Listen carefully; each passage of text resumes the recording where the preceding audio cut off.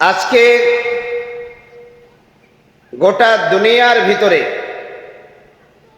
আপনি যদি একটু আমি যদি একটু খেয়াল করি যে গোটা দুনিয়ার মানুষ আজকে তারা একটা নেশায় মত্ত। সেই নেশাটা হলো কিভাবে মুসলমান এবং ইসলামকে ধ্বংস করা যায়, ঠিক কিনা বলেন? বহির্বিশ্বের কথা আমি বাদই দিলাম। বাংলাদেশে আমরা 92% মুসলমান। প্রায় শুধু বাংলাদেশে মুসলমানই আছে 20 কোটির উপরে, যদিও 18 কোটি একটা স্লোগান, তো বাংলাদেশে মানুষ প্রায় 25 থেকে 26 কোটি। তাহলে যদি 20 কোটি মুসলমান বাংলাদেশে হয়, 92% মুসলমান বাংলাদেশে হয়, তো মুসলমানের মৌলিক অস্তিত্ব আছে কতজনের ভিতরে? কথা বলেন, ঠিক কিনা? এজন্য শেষ জামানায়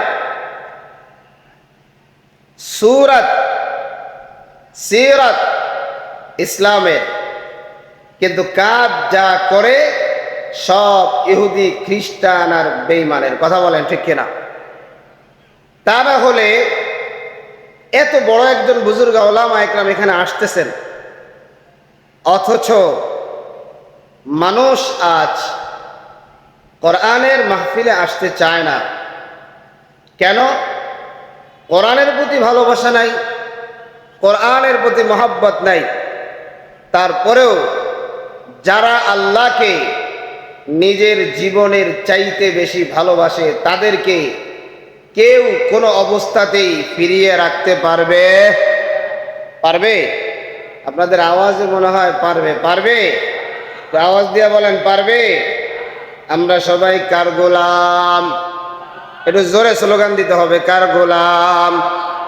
আল্লাহর নাম নিলে লাভ আছে না লস? একবার আল্লাহর নাম নিবেন তো জান্নাতে একটা গাছ লেগে যাবে। সুবহানাল্লাহ বলেন, আরো জোরে করেন না সুবহানাল্লাহ। এই জান্নাতে কারা কারা যেতে চায় হাত দুটো একটু আল্লাহকে দেখায় দেয়, একটু লাড়া দেন, আল্লাহু আকবার।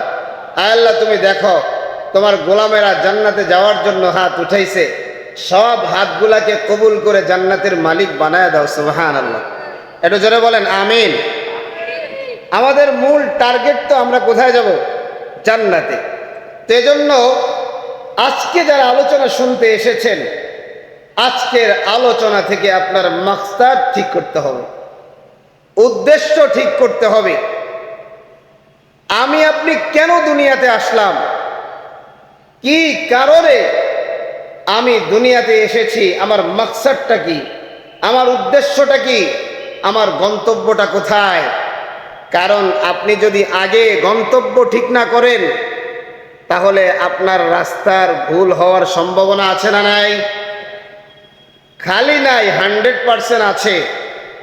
কিন্তু যখন গন্তব্য ঠিক হবে যে আমি এই লেবু বাগান থেকে আমি নবীনগর যাব, যাওয়ার পথ আমাকেই খুঁজে নিতে হবে, ঠিক কিনা বলেন? আজকে আমাদের মাকসাদ ঠিক নাই, গন্তব্য কোথায়, ছিলাম কোথায়, এসেছি কোথায়, শেষ যাব কোথায়, আমার গন্তব্য ঠিক নাই। আমরা তো মনে করি দুনিয়াতে আসছি টাকাওয়ালা হওয়ার জন্য। আমরা কেউ কেউ মনে করি আমাদের গন্তব্য একটা বাড়িওয়ালা হওয়া। আমরা কেউ কেউ মনে করি আমাদের গন্তব্য একটা গাড়িওয়ালা হওয়া। আমরা কেউ কেউ মনে করি আমাদের গন্তব্য একটা এমপি হওয়া। আমরা কেউ কেউ মনে করি আমাদের গন্তব্য একটা মন্ত্রী হওয়া। আমরা কেউ কেউ মনে করি যে আমার গন্তব্য হলো আমি একজন রাজনীতিবিদ হব। কথা বলেন, আছে না নাই? কথা বলেন, আছে না নাই? কিন্তু মূলত এগুলো একটাও আমার আপনার গন্তব্য নয়, আমার আপনার মাকসাদ নয়। আরে ভাই, আল্লাহ তাবারক তাআলা তো একটা মাকসাদ দিয়েই আমাকে আপনাকে পাঠিয়েছেন। এখন তো আবার অনেকেই বানানেওয়ালা আল্লাহকেই মানে না, আছে না নাই? কথা বলেন, আছে না নাই? এদেরকে আমরা কি বলি ভাই? নাস্তিক। বলেন কি? নাস্তিক। তাহলে বোঝা গেল গোটা দুনিয়ার মানুষ হলো দুই ভাগে বিভক্ত। কয় ভাগে? কথা বলেন না, কয় ভাগে? একটু আওয়াজ দেন, জোরে দিতে হবে। কয় ভাগে? দুই ভাগে। এক হলো নাস্তিক, আর এক হলো আস্তিক। নাস্তিক কারা? যারা আল্লাহ মানে না। আস্তিক কারা? যারা আল্লাহ মানে। তাহলে আমরা কি? আস্তিক। আমরা আল্লাহ মানে কি মানি না? এবার আসেন, এবার যারা আল্লাহ মানে, যারা কি মানে ভাই? আল্লাহ মানে। আল্লাহ মানলে ওয়ালাদের ভিতরেও আবার কিছু মানুষের অবস্থা এমন, তাদের কার্যকলাপে বোঝা যায় এরাও আল্লাহকে মানে না। আছে না নাই?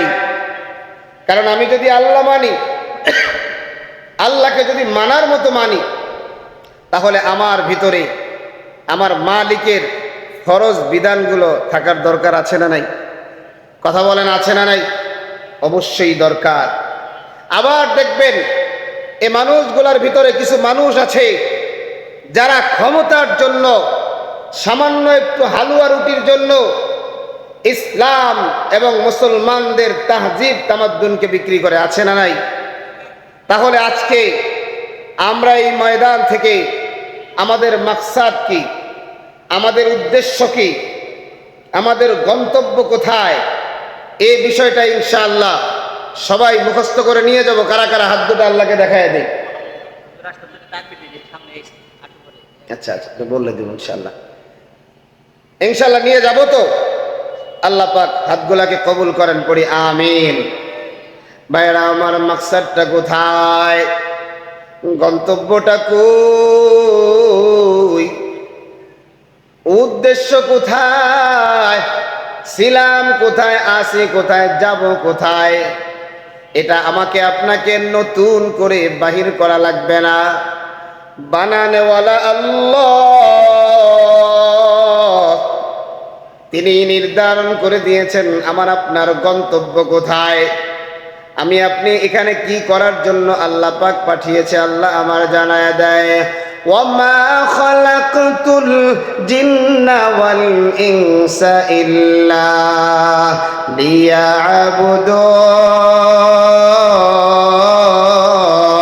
লিয়াবুদুন। আল্লাহ কত চমৎকার করে বলতেছেন, মা খালাকতুল জিন্না ওয়াল ইনসা। আল্লাহ বলেন আমি জিন এবং মানুষকে কোনো উদ্দেশ্যে বানাই নাই, ইল্লা লিয়াবুদুন।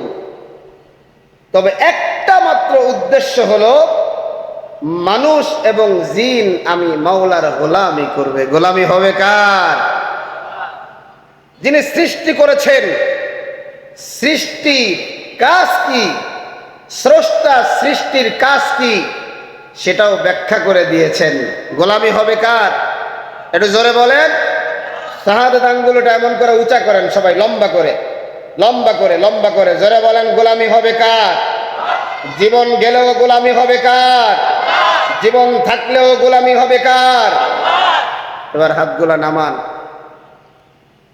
আবার সেই 313 জনের একটা বাহিনী দরকার। কথা কন ঠিক কিনা?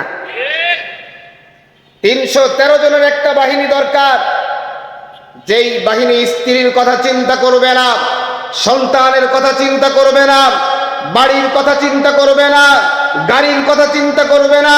তাদের চিন্তাই থাকবে আল্লাহর জমিনে আল্লাহর কোরআনকে কিভাবে জিন্দা করা যায়। ঠিক কিনা বলেন? আজকে একটু বহির্বিশ্বের দিকে তাকায় দেখেন, মুসলমানরা আজকে কি পরিমাণ নির্যাতিত, নিষ্পেষিত।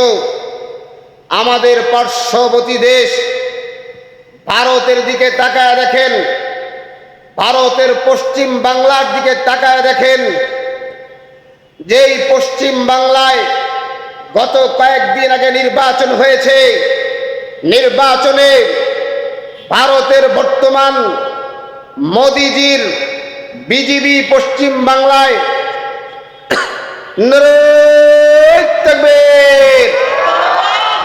নারায়ে তাকবীর, কাসিম শাহ হুজুরের আগমন, কাসিম শাহ হুজুরের আগমন। ঢাকাবাসীর পক্ষ থেকে, পলাশবাড়ির পক্ষ থেকে, যুব সমাজের পক্ষ থেকে নারায়ে তাকবীর। সবাই জোরে সোরে বলেন আলহামদুলিল্লাহ। আপনারা যার জন্য অপেক্ষা করছেন হুজুর আলহামদুলিল্লাহ চলে এসেছেন, সবাই পড়েন না আলহামদুলিল্লাহ। হুজুরকে পাওয়া অনেক বড় ভাগ্যের ব্যাপার। আলহামদুলিল্লাহ, আল্লাহ পাক মিলিয়ে দিয়েছেন। আবার ওয়েদারটা কত সুন্দর, কত সুন্দর। আজকে বিকালেও বৃষ্টি হয়েছে, কিন্তু আলহামদুলিল্লাহ আল্লাহ পাকের আকাশ এখন শান্ত আছে। আল্লাহ পাক যেন আমাদের মাহফিলের কার্যক্রম যত সময় পর্যন্ত চলবে তত সময় পর্যন্ত যেন এভাবে শান্ত ঠান্ডা রাখে। সকলে পড়েন আমিন। যে কথা বলছিলাম ভাই, আজকে এই ভারতে কি দেখলাম, বিজেপি পশ্চিম বাংলায় যখন থেকে তারা পার্লামেন্টে যাওয়ার সুযোগ চলে আসলো, মুসলমানের বাড়ি ঘরে আগুন। দেখেন নাই আপনারা? দেখেছেন কিনা? মুসলমানের ঘর বাড়িতে আগুন, মসজিদ পর্যন্ত তারা দখল করেছে। সবচাইতে খারাপ আমার যেই জিনিসটা লেগেছে, আমার একজন মুসলিম বোন, আমার একজন দিনদার বোন, তাকে জোর করে একটা হিন্দু ছেলের সাথে বিবাহ দিয়েছে। ঠিক কিনা বলেন? পার্শ্ববর্তী রাষ্ট্র হিসাবে আমরা তাদের স্বজাতি মুসলমান ভাই হিসাবে আমার আপনার কিছু দায়িত্ব আছে না নাই? কথা বলেন, আছে না নাই? সেই দায়িত্ববোধ থেকে বলছি, আগামী দিনে যদি বাংলাদেশের উলামা একরাম, বাংলাদেশের আলেম সমাজ, তাওহীদি জনতা আগামীতে যদি ঐক্যবদ্ধ হয়ে আবার স্লোগান দেয়, আবার যদি স্লোগান দেয়, গাজওয়ায়ে হিন্দের আহ্বান করা হয়, ভারত দিল্লি মসনদ এটা আমাদের, কেল্লা এটা আমাদের, আমাদের সম্পদ এবার আমরা দখল করতে চাই, দখল করতে গিয়ে যদি জীবনটা দিতে হয়, কারা কারা তৈয়ার?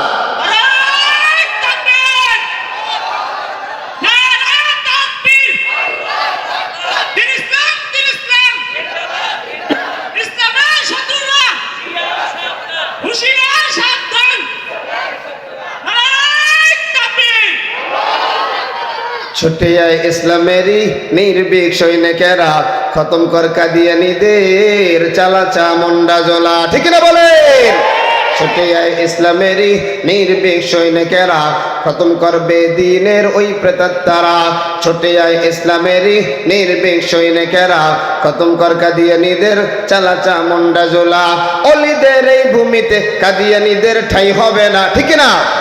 অলিদের এই ভূমিতে নাস্তিকদের ঠাঁই হবে না। ঠিক না বলেন? কারণ এটা অলি আউলিয়ার ভূমি। এদেশেও ভারতের প্রেতাত্মারা আছে না নাই? কথা বলেন, আছে না নাই? আমরা দেখেছি আমার দেশের কিছু মানুষ ভারতের রয়ের সাথে বৈঠক করেছে, আমরা দেখেছি আমেরিকার সাথে বৈঠক করেছে। আমরা তাদেরকে বলতে চাই, ভারতের দালাল যারা রয়েছে, আমেরিকার দালাল যারা রয়েছে, অনতি বিলম্বে তোমাদেরকেও বাংলার মুসলমান দেশ ছাড়া করবে। ঠিক কিনা বলেন? কারণ এদেশ আমার, এদেশ আমাদের। ঠিক কিনা বলেন? দেশটা নয়তো কারো বাবার ভিটা, করবে মন চাইলেই যখন যেটা। ঠিক কিনা বলেন?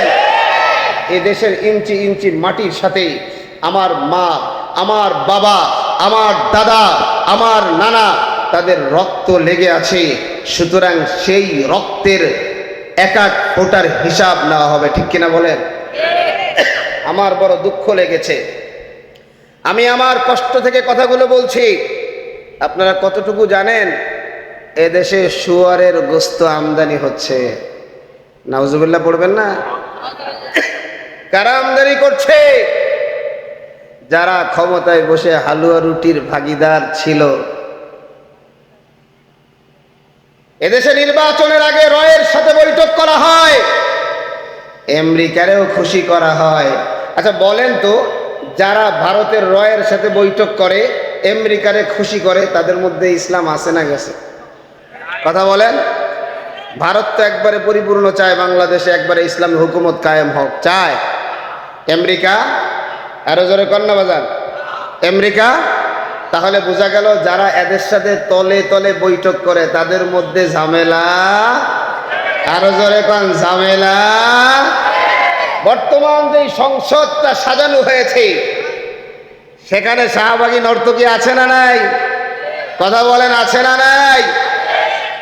দু চারজন যারা ইনসাফের কথা বলেছে, আমার বন্ধুবর, আমার ভাই মুফতি হানজালা কাদিয়ানীদেরকে অমুসলিম ঘোষণার কথা বলেছে, কিন্তু তার পক্ষে টেবিল থাপড়ানো হয়।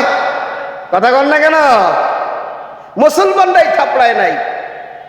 তাইলে ওই উসুলে যে কাদিয়ানীদেরকে কাফের মনে করবে না সেও কি ভাই? সেও কি ভাই? তাহলে পার্লামেন্টের অবস্থাটা কি? শাহবাগী নর্তকী মহিলারাও এখন পার্লামেন্টে। সুতরাং আমাদের ভবিষ্যৎ কি হবে জানে কে? আরো জোরে কন। তবে উলট পালট দেখলে 24-এ যেমন রক্ত দিয়েছি, আবার যদি 26-এও রক্ত দেওয়া লাগে, কারা কারা তৈয়ার?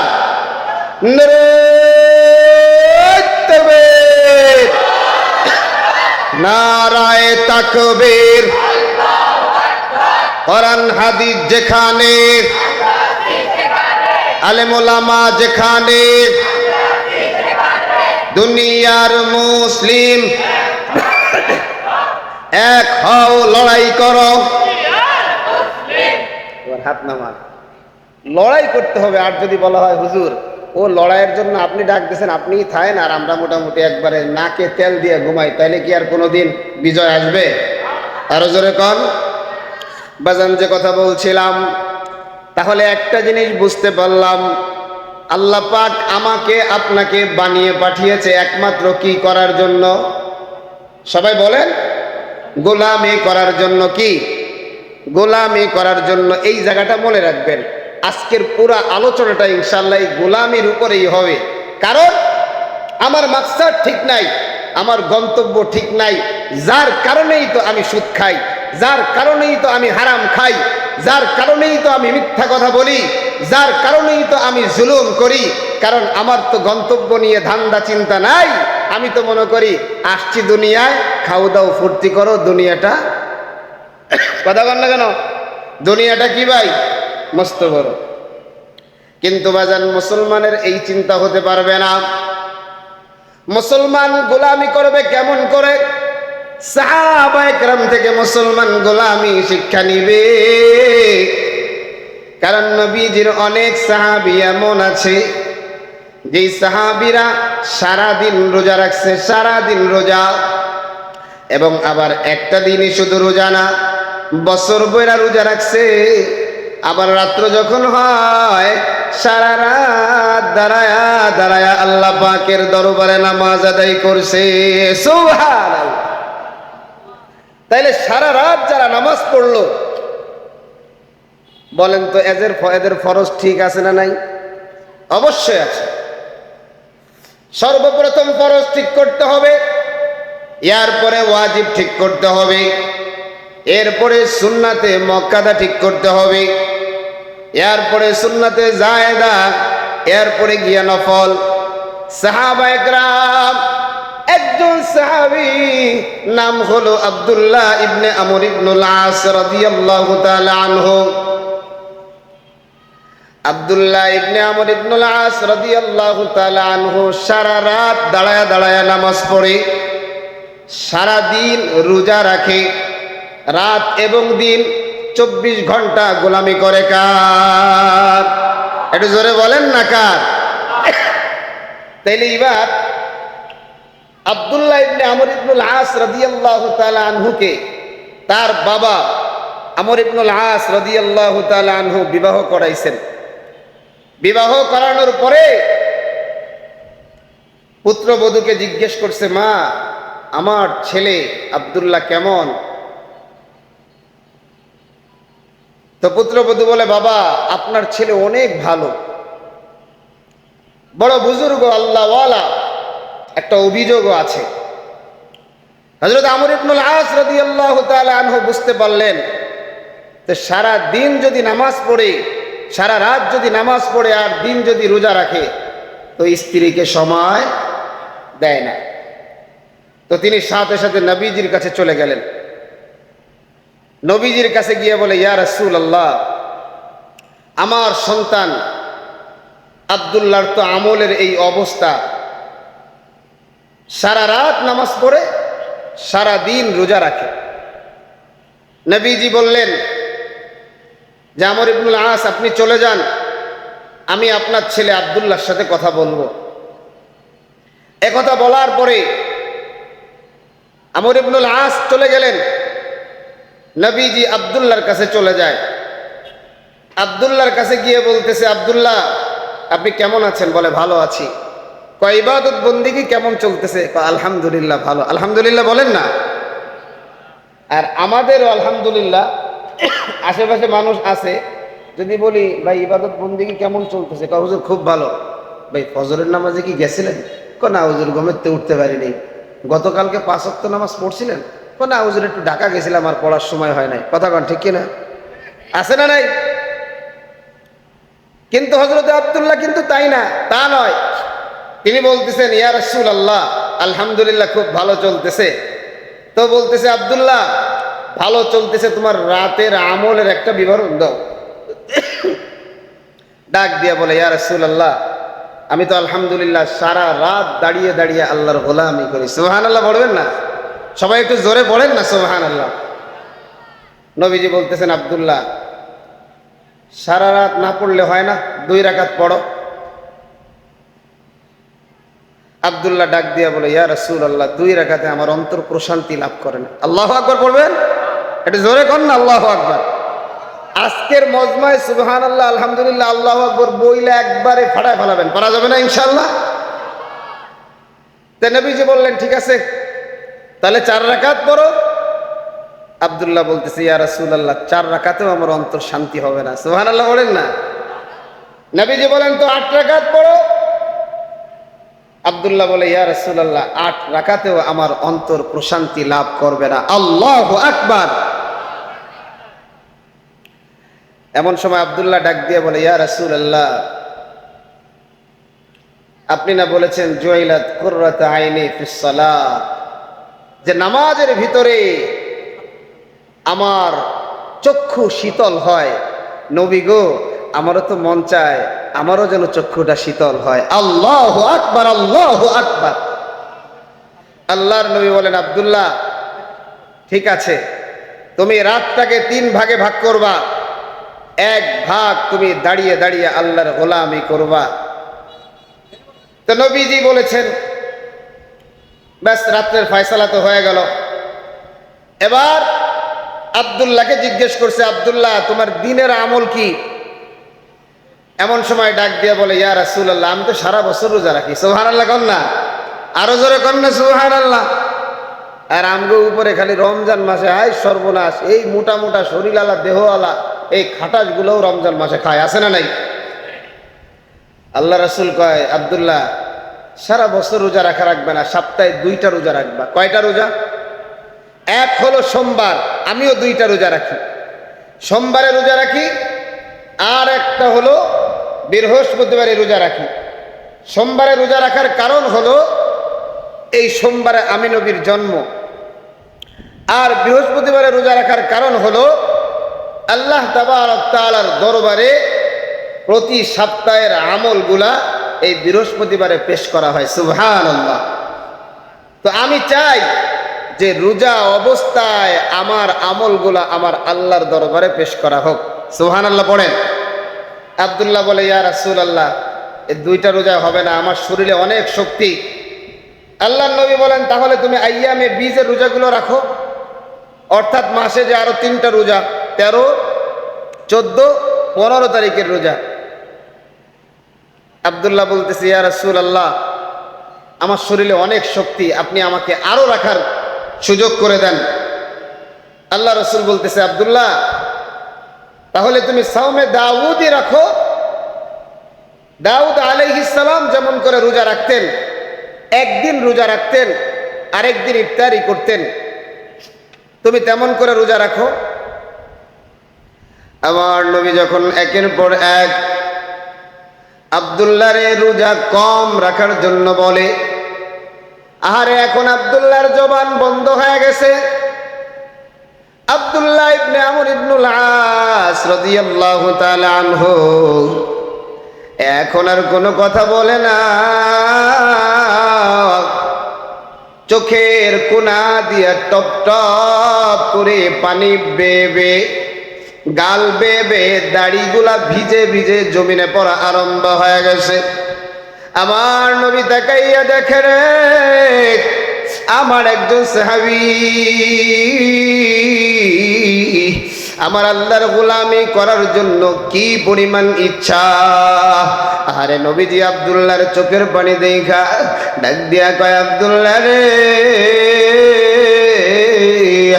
আমি নবী তোমাকে পারমিশন দিয়ে দিলাম, 5 দিন ব্যতীত সারা বছর তুমি রোজা আল্লাহর জন্য পালন করবা। কেমনে সম্ভব?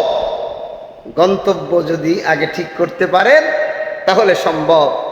ইমামে আজম আবু হানিফা রাহমাতুল্লাহি আলাইহি 40 বছর ফজরের ওযু দিয়ে এশার ওযু দিয়ে ফজর আদায় করেছেন। সুবহানাল্লাহ পড়বেন।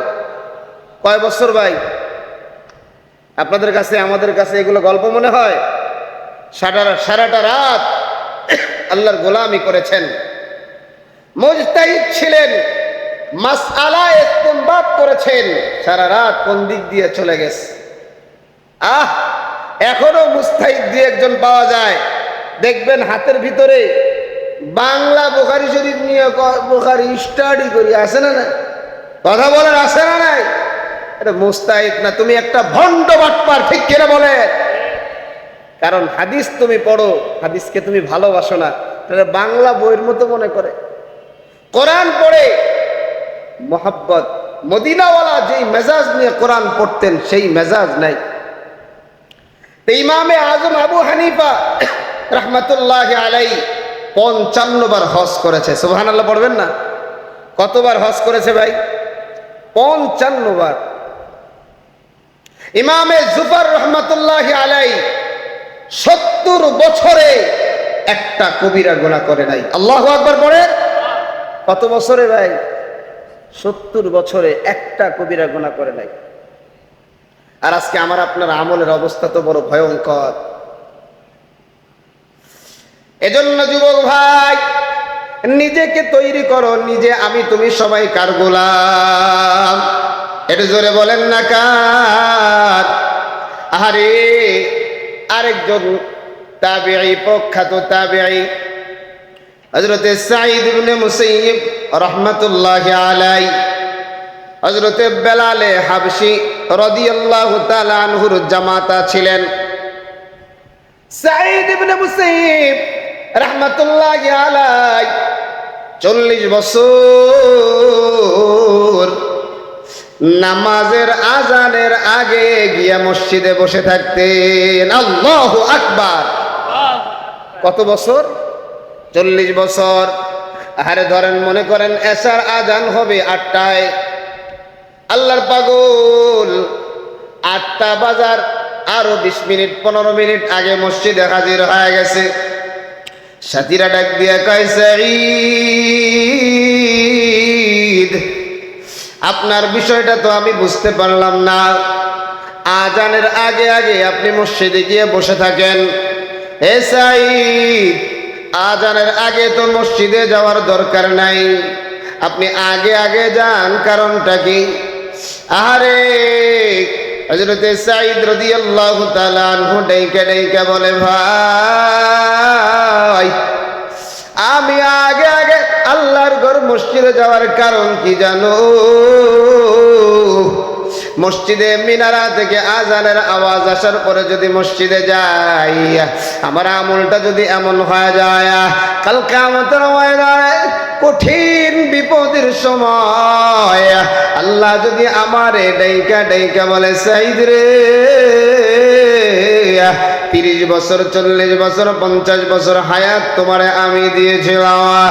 ও সাইদ, কোনদিন মসজিদে আজানের আগে তুমি আসো নাই, তোমারে ডাইকা ডাইকা আমার দরবারে সাজদা দেওয়ার জন্য আনা লাগছে। ও ভাই বলো না, আমি ওই সময় মালিকের দরবারে কি জবাব দেব?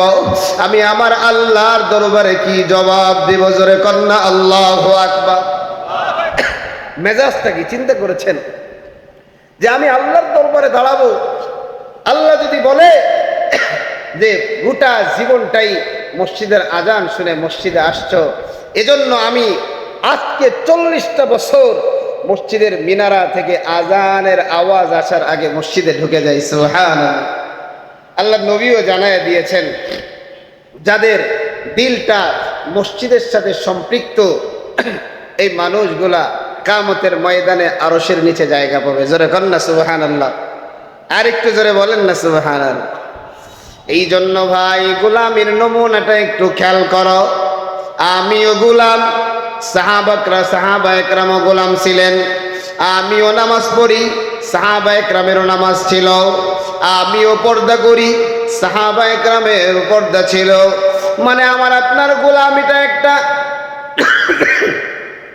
গণ্ডির ভিতরে, মন চাইলে কিছু করি, মন চাইলে কিছু সারি। কিন্তু সাহাবা একরাম যেই মেজাজে গোলামি করেছে, ওই গোলামি আমার মধ্যে আসে না। ও ভাই, আব্দুল্লাহ ইবনে আমর ইবনুল আস রাদিয়াল্লাহু তাআলা আনহু আস্তে আস্তে বয়সটা যখন বাড়া আরম্ভ হয়ে যায়, এক সময় বয়স যাইতে যাইতে 79 বছরে ঠেকা যায়। আব্দুল্লাহ রোজা রাখে না, আস্তে আস্তে দুর্বল হয়ে গেছে। এমন সময় চিকিৎসার জন্য ডাক্তারকে হাজির করা হয়। ডাক্তার ডাক দিয়া কয়, ভাই আব্দুল্লাহ, একটু রোজাটা কি আর একটু ছেড়ে ছেড়ে রাখা যায় কিনা, মানে একটু গ্যাপ দিয়ে দিয়া রোজাটা রাখা যায় কিনা? আব্দুল্লাহ ডাক দিয়া কয়, ডাক্তার মন চাইলে চিকিৎসা করো, না মন চাইলে তুমি এখান থেকে চলে যাও। কিন্তু একটা কথা শুনে নাও, যেই নবী আমাকে রোজা রাখার পারমিশন দিয়েছে, সুতরাং তোমার পারমিশন দেওয়ার দরকার নাই। জোরে জোরে কোন আল্লাহু আকবার। পারমিশন দিয়েছেন কে? আল্লাহর বান্দা রোজা অবস্থায় নিজের জীবনের শেষ নিঃশ্বাস ত্যাগ করেছে। সুবহানাল্লাহ। কি অবস্থায়?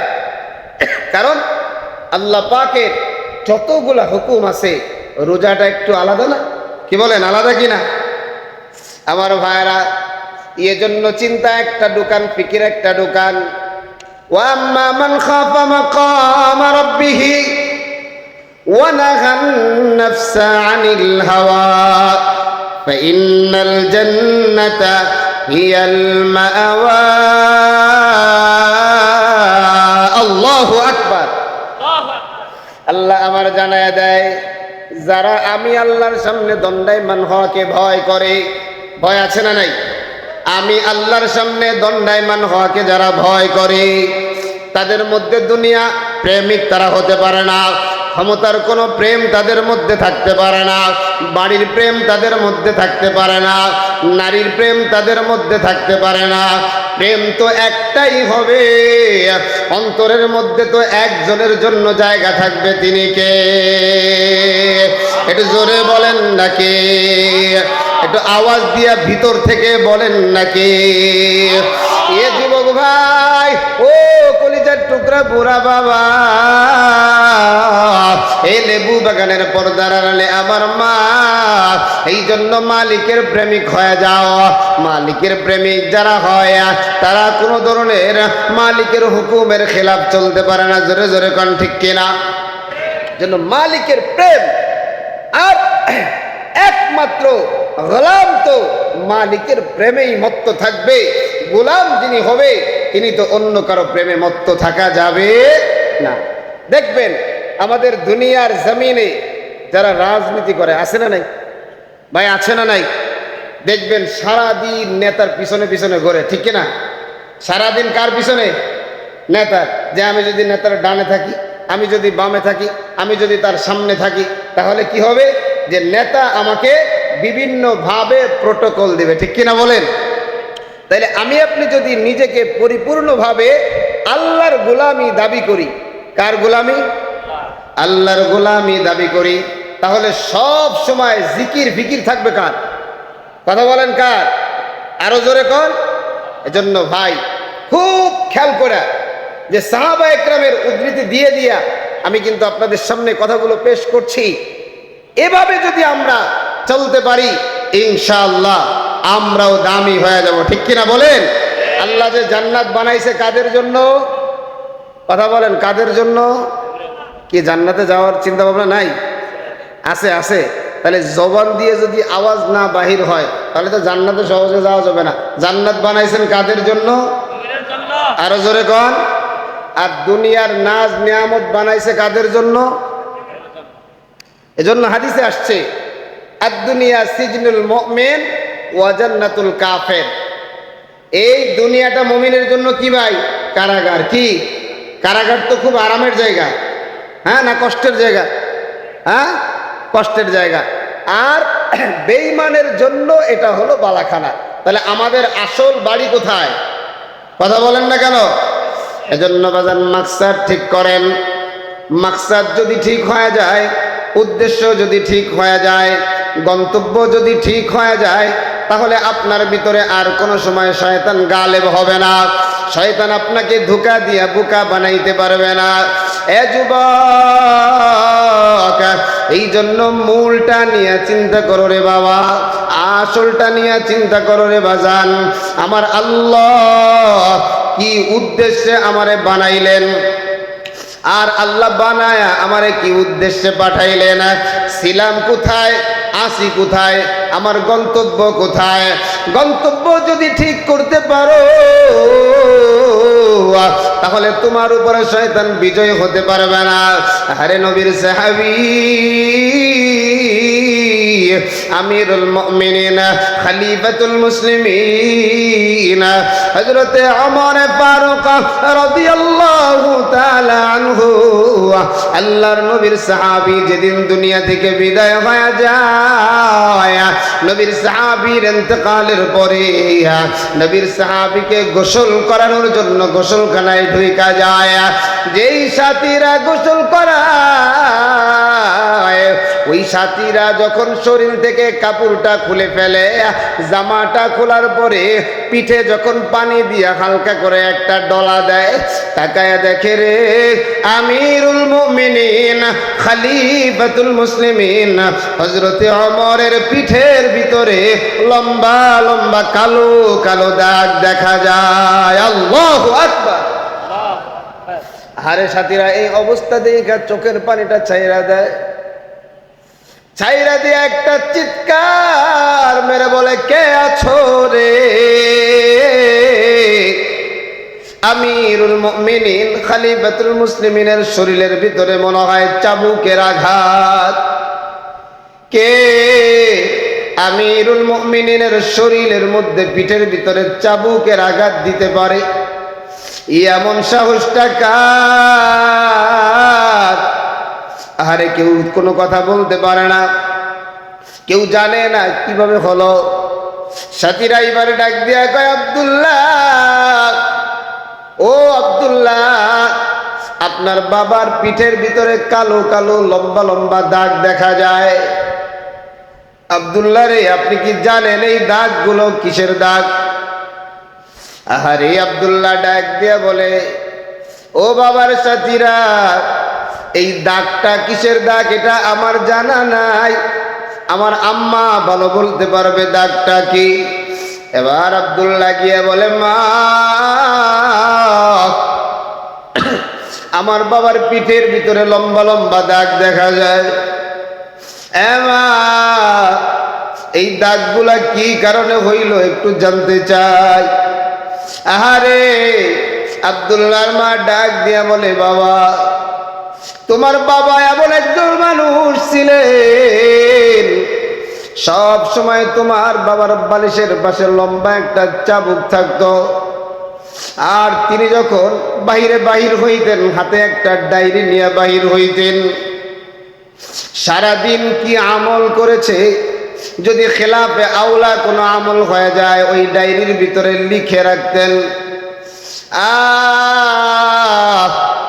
হযরতে ওমর ফারুক রাদিয়াল্লাহু তাআলা আনহু যখন রাত্রবেলা বাড়িতে হাজির হয়ে যাইতেন, হাজির হইয়া ডায়েরিটা খুলে খুলে দেখতেন কোন কোন খেলাফে আউলা আমল আজকে হয়ে গেছে।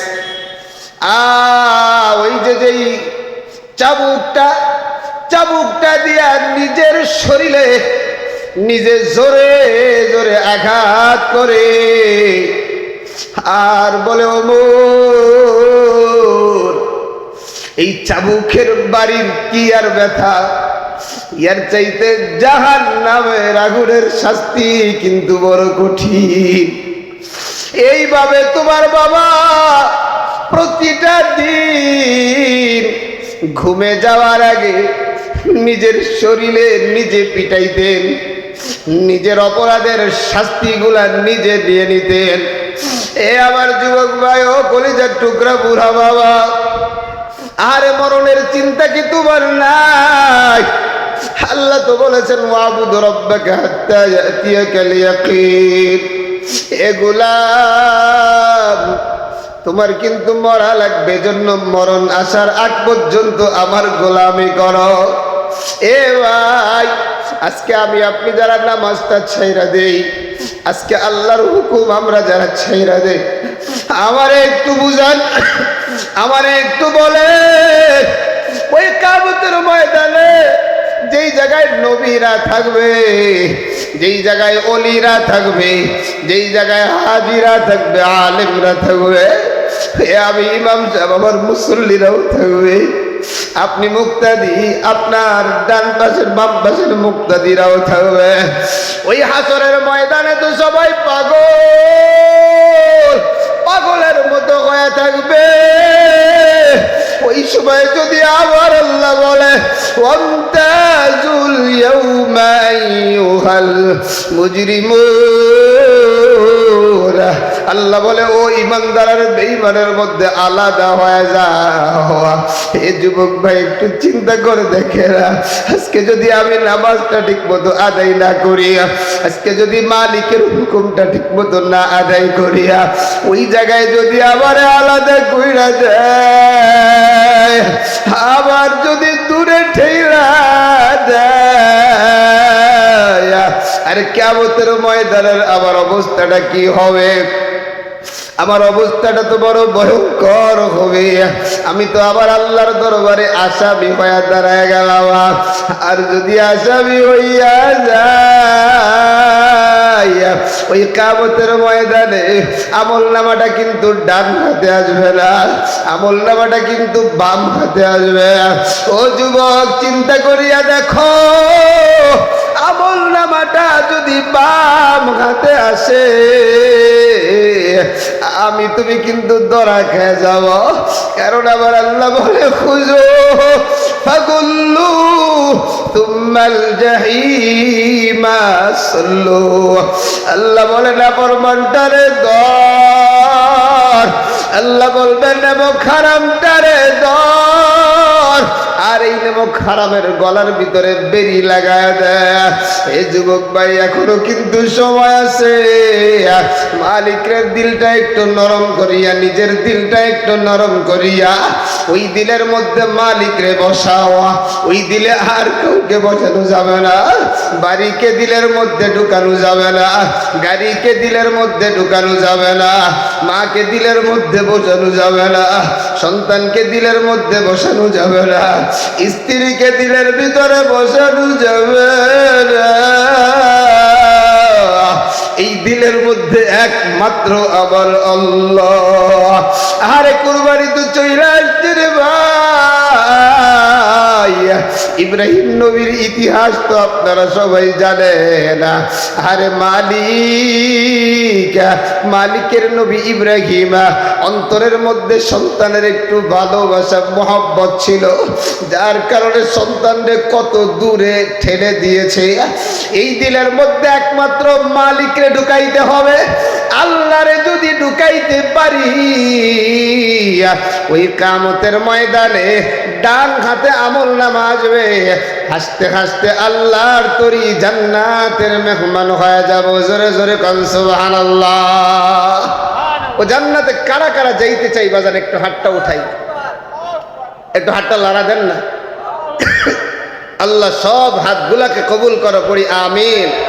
এজন্য বাজান ওই জান্নাতে আমরা সকলেই যাইতে চাই, কিন্তু জান্নাতে যাওয়ার জন্য যেই মেডিসিন দরকার সেই মেডিসিন আমার আপনার মধ্যে নাই, ঠিক কিনা বলেন?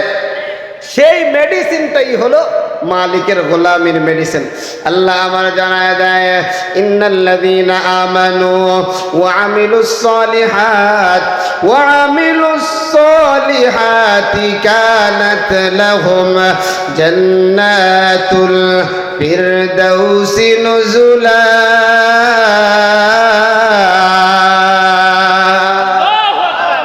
আল্লাহ জানায় দেয় যে বান্দা, তুমি যদি জান্নাতে যাইতে চাও, এক নাম্বার মেডিসিন হলো ঈমানটাকে একবারে ভিতরে বদ্ধমূল করে দাও। কারণ ঈমান আর কুফরি এক জায়গায় হতে, কথা বলেন না কেন?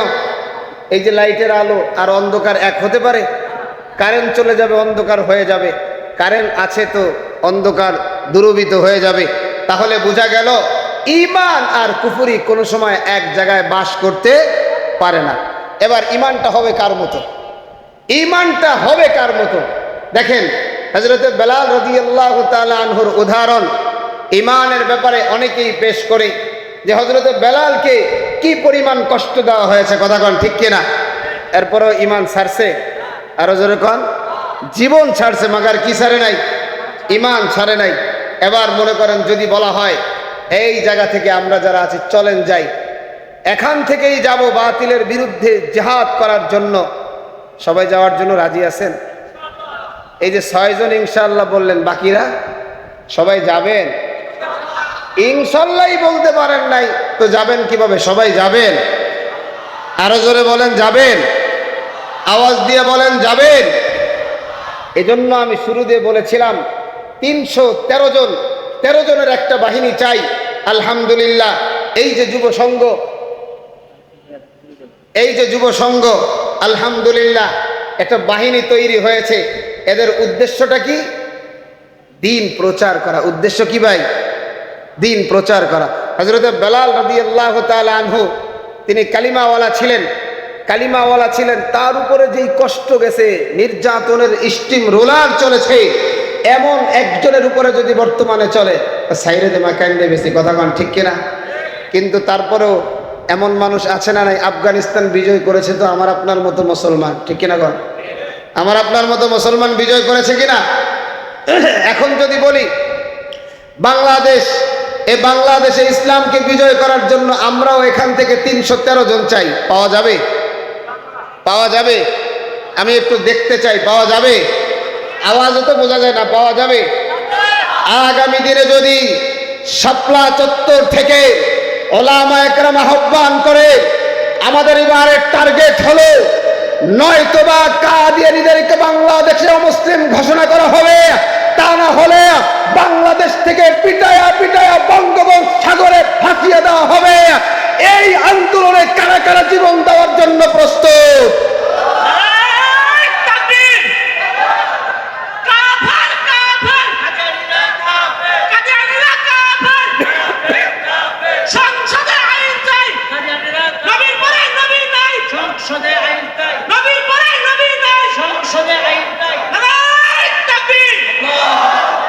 এবার বাসান যে কথা বলতে গেছিলাম যে ঈমানওয়ালা হইতে হবে। তাআলা আনহু তিনি যখন কালিমাওয়ালা হয়ে গেলেন, তার দুনিয়ার যেই মালিক উমাইয়া যখন জানলো কি কাজটা করেছিল, এটা খালি একটু চিন্তা করেন, খালি চক্ষুটা বন্ধ করে চিন্তা করেন। সৌদি আরবে যারা গিয়েছেন, সৌদির যেই জমিনটা আছে, বালুগুলো কি পরিমাণ গরম, এই গরম বালুর ভিতরে হযরতে বেলাল রাদিয়াল্লাহু তাআলা আনহুকে শোয়া দিয়েছে। শুধু শোয়া ক্ষান্ত হয় নাই, বেলাল রাদিয়াল্লাহু তাআলা আনহুর বুকের উপরে বিশাল এক পাথর। আরে পাথরটারে যখন বেলাল রাদিয়াল্লাহু তাআলা আনহুর বুকের উপরে রাখছে, বেলাল রাদিয়াল্লাহু তাআলা আনহু জবান দিয়ে শ্বাসটাও তেমন জোরে ছাড়তে পারে না, কিন্তু এরপরেও জবানে আহাদ, আল্লাহু আহাদ, আমার জীবন যাবে এরপরেও আমি আল্লাহকে ছাড়বো না। এরকম ঈমানওয়ালা হতে হবে ভাই, বাজার এখন ঈমানওয়ালা হইতে হবে। আজকে আমি জান্নাত চাই, আজকে আমি মালিকের দরবার থেকে জান্নাত চাই, কিন্তু আমার ভিতরে ঈমান কাজ করে না, ঈমানের জজবা নাই। আমার ভাই গুনাহ করতেছে আমার সামনে প্রকাশ্যে, আমার স্ত্রী বেপরদায় আমার সামনে বাহির হয়ে যাইতেছে, আমার মেয়ে বেপরদায় আমার সামনে বাহির হয়ে যাইতেছে, আমার 12 বছরের সন্তানটা নামাজ পড়ে না, আমার 12 বছরের সন্তানটা নামাজ পড়ে না। আমি বাবা হিসেবে তাকায় তাকায় দেখতেছি আমার ঈমানের, এই ঈমানের কি দাম আছে ভাই। এজন্য 1 নাম্বার হলো ঈমানকে মজবুত করো বাজার, ঈমানওয়ালা হয়ে যাও। বাড়িওয়ালা হও না, গাড়িওয়ালা না, নারীওয়ালা না, ক্ষমতাওয়ালা না, ঈমানওয়ালা যদি হইতে পারো, তাহলে যদি তুমি কালো হও, চাই তুমি সুন্দর হও, চাই বাড়ি থাকুক আর না থাকুক, মরতে দেরি হবে আল্লাহর তরি, জান্নাত আল্লাহ দিতে দেরি করবে না। সুবহানাল্লাহ। আরে নবীর সাহাবী আম্মার ঈমানওয়ালা হয়ে গেছে, তার মা সুমাইয়া ঈমানওয়ালা হয়ে গেছে। আবু জাহেল আম্মারকে একটা খুঁটির সাথে বেঁধে রাখছে, সুমাইয়াকে আরেকটা খুঁটির সাথে বেঁধে রাখছে। আবু জাহেল কয়, আম্মার তুই কি ঈমান ছাড়বি না? তোর ভয়ঙ্কর একটা অবস্থা দেখবি। আম্মারের মা বলতেছে, সুমাইয়া আম্মা জীবন যাবে বাবা, এরপরেও ঈমান ছাড়বি না। আমি এমন সন্তান জন্ম দেই নাই যে সন্তান বেঈমানের ভয়ে ঈমান হারা হয়ে যাবে। হযরত সুমাইয়া রাদিয়াল্লাহু তাআলা আনহা শরীর থেকে কাপড়টা টেনে টেনে খুলেছে। সুমাইয়া রাদিয়াল্লাহু তাআলা আনহা শরীরের পশমটা ব্লেড দিয়ে কেটেছে, লাশটা জমিনে পড়ে গেছে। লজ্জাস্থানের ভিতরে বলবল দিয়ে আঘাত করে সুমাইয়া রাদিয়াল্লাহু তাআলা আমাকে দুনিয়া থেকে বিদায় করে দিয়েছে। হযরত আম্মারকে শেষ করে বিদায় করে দিয়েছে। আমার তো ভাবতে অবাক লাগে, আজকে মুসলমান ভারতে নির্যাতিত হয়, বাঙালি মুসলমান যখন চুপ থাকে, মুসলমান যখন কাশ্মীরে নির্যাতিত হয়, বাঙালি মুসলমান যখন চুপ থাকে,